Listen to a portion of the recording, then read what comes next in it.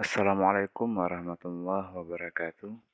Kali ini kita akan telusuri sejarah awal Gubah, Kula, serta Koperasi Islam Syekh Biangku Saleh yang ada di lokasi Lapongarai, Ambung Kapo, Padang Sago, Kecamatan Tujokoto, Sungai Sari, Padang Pariaman, Sumatera Barat.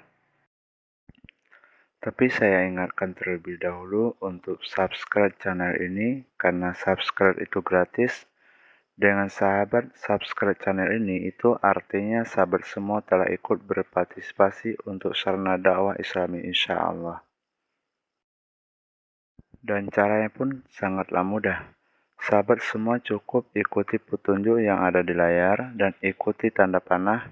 Setelah itu aktifkan tanda lonceng dengan tujuan agar sahabat semua bisa langsung mendapatkan pemberitahuan ketika ada updatean terbaru dari channel ini. Sahabat Jejak Sepuh Minang, Kula tempat mandi Syekh Biangku Saleh ini berdiri pada tahun 1956. Karena sulitnya mata air di lokasi tempat istri beliau, maka beliau membangun sebuah kula yang mana kula ini digunakan oleh beliau untuk mandi serta wudhu. Mungkin sahabat semua sempat bertanya, apakah sah wudhu di lokasi yang sudah terpakai untuk mandi? Jawabannya, yang pertama setiap ahli sufi adalah ahli fikih. Yang kedua, Syekh Biangku Saleh khusus buat diri beliau sendiri, sesuatu yang sifatnya mubazir hukumnya adalah haram. Yang ketiga, Syekh Biangku Saleh mandi dalam kula ini tanpa pakai sabun mandi. Yang keempat, Syekh Biangku Saleh wudhu di dalam air ini, air yang suci sesuai dalam hukum fikih, air mustakmal sah dipakai untuk berwudhu dengan syarat melebihi 500 liter di negeri Baghdad.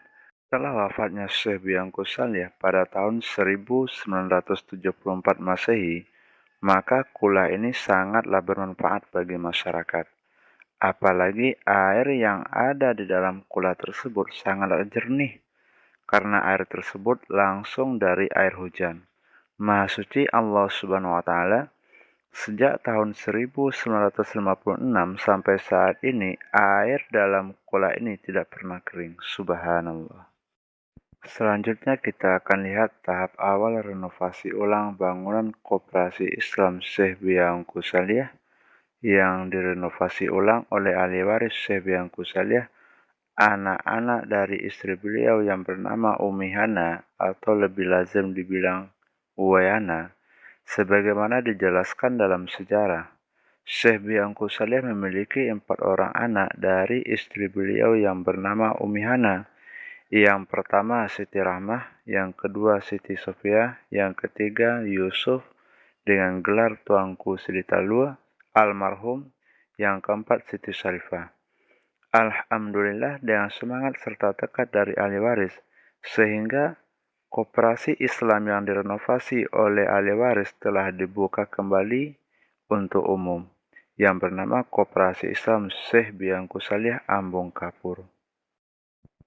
Di sisi lain, masih di lokasi yang sama, terdapat sebuah gobah Syekh Biangku Saleh yang dapat kita saksikan posisinya berada tepat di belakang bagian kanan bangunan.